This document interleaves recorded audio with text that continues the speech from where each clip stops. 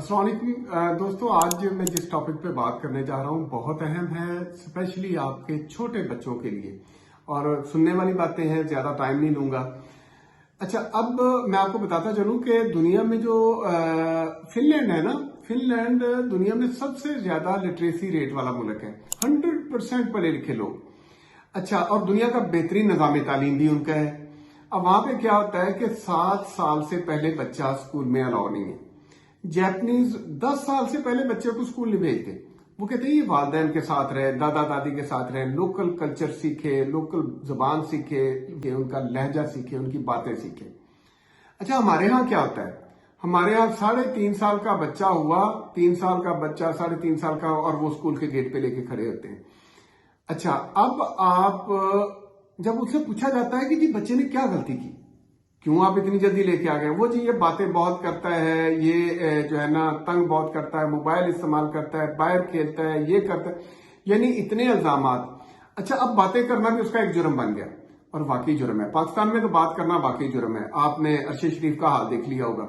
तो इसलिए पाकिस्तान में मैं फिर वो बच्चे को कहता हूँ कि बेटा आप क्यों बातें शुरू कर दी, आप चुप रखो, ताकि इनको पता ना चले कि आप बात कर सकते हैं। क्योंकि हमें बातें करना भी उसका वो तकलीफ दे हो जाता है हमारे लिए कि जी आप बातें कर रहे हैं तो अब इसका बचपन छीन लेना चाहिए। अच्छा, अब आपके इस फैसले के क्या भयानक असरात सामने आते हैं, ये मैं आपको बताता हूँ। फर्स्ट ऑफ ऑल तो जब बच्चा स्कूल आ जाता है तो वो 5-5.5 घंटे के लिए वो खौफ में भी रहेगा, परेशानी में भी रहेगा, इंतजार में भी रहेगा, और तकलीफ में भी रहेगा। खौफ में टीचर का खौफ, इंतजार छुट्टी का इंतजार।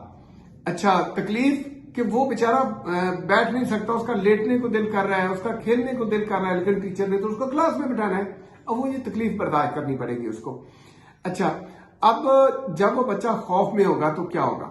उसकी ग्रोथ रुक जाएगी। आपको पता है कि पूरी दुनिया में हर मोस्टली ममालिक में, ज्यादातर ममालिक में जो नई आने वाली नस्ल है वो पिछली नस्ल की निस्बत उनके कद बढ़ रहे हैं, और हम वो बदनसीब लोग हैं कि जहां पे कद बढ़ने की बजाय उल्टे छोटे हो रहे हैं। और उसकी एक बुनियादी रीजन ये खौफ है कि बच्चों को खौफ में रखा जाता है। क्या करती है अम्मा को, बच्चे को समझ नहीं आ रही कि क्या इशू है, वो लॉजिकली उसको नहीं समझना चाह रही, वो उसे कुत्ते से डरा देती है, बिल्ली से डरा देती है, हाउ से डरा देती है, बहू से डरा देती है, लेकिन उसको डरा के चुप करवा देती है। स्कूल में जाता है, टीचर खौफ से चुप करवाती है, डरा के चुप करवाती है। मस्जिद में जाता है, कारी साहब डरा के चुप करवाते हैं। तो ये खौफ बेचते हैं हम लोग, और वो खौफ हमारे बच्चे की ग्रोथ रुक जाती है, बच्चे की सेहत डाउन हो जाती है, बच्चे का कद नहीं बढ़ता। अगली बात, वो बच्चे ने सोना था, सुबह उसका जल्दी उठने को दिल नहीं कर रहा, वो सोना चाह रहा था, लेकिन क्या है, हमने तो उसका रिक्शा आ रहा है, उसकी गाड़ी आ रही है, और उसके स्कूल का टाइम हो रहा है, हम उसको उठा देते हैं। हालांकि उस वक्त सोना उसके लिए बेहतर था, लेकिन हम उसकी नींद बर्बाद करके उसको स्कूल भेज देते हैं। उस बच्चे का जब सुबह नाश्ता करने को नहीं दिल कर रहा होता तो हम उसको स्कूल भेज देते हैं, चलो बेटा ये लो पॉकेट मनी और स्कूल चले जाओ आप। तो क्या हो गया कि वो उसका टोटली उसकी लाइफ डिस्टर्ब हो जाती है, और जिसकी वजह से वो बच्चा अपनी जिंदगी के जो बचपन के जो साल हैं, जो उसने खेलने में गुजारने थे, जो सोने में गुजारने थे, जो उसने वालिदैन का हाथ पकड़ के चलने में गुजारने थे, वो हमने उसको टीचर के पास यस मैम नो मैम के लिए भेज दिया। क्या उस बच्चे के लिए इस उम्र में A for apple, B for ball सीखना जरूरी है? उसके लिए 1-2 सीखना, कलर सीखना जरूरी है, या बाकी उसके लिए रवैये सीखना जरूरी? ये वो टाइम होता है जब बच्चा इंसानी रवैयों को अपने जिस्म में जज्ब कर रहा होता है, अपने ज़हन में जज्ब कर रहा होता है, ऑब्जॉर्व कर रहा होता है।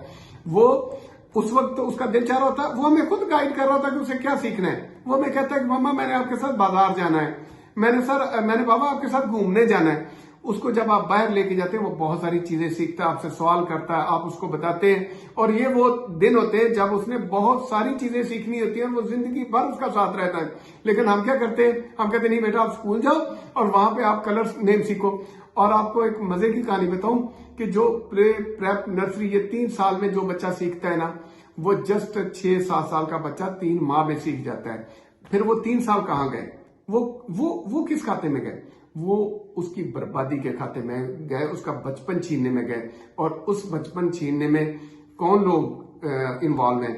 उसके वालिदैन, अदारों ने एक जाल बिछाया, और वो तो बिजनेसमैन है, वो तो बिजनेस करेंगे, वो तो कहते हैं जी पैदा होता है बच्चा हमारे पास ले, और वालिदैन उस ट्रैप में आ गए, उस जाल में फंस गए और उन्होंने अपने बच्चों का फ्यूचर बर्बाद करना, उनका बचपन बर्बाद करना शुरू कर दिया। अच्छा, एक और बहुत बड़ा प्रॉब्लम है और वो ये है देखा देखी वाला ना, कि जी फलां का बच्चा स्कूल चला गया, मेरा बच्चा लेट हो गया, तो हमें लगता है कि जैसे हमारा बच्चा जिंदगी की इस दौड़ में पीछे रह जाएगा ना, तो इसलिए इसको जल्दी से भेज दे। आप जरा पिछले 20-30 साल का डाटा निकाल के देख लीजिए कितने का हमने बड़े इंसान पैदा कर दिए, कितने का हमने पिछले 20-30 साल में जो है ना कोई साइंसदान, कोई दुनिया को बदलने वाले लोग पैदा कर दिए।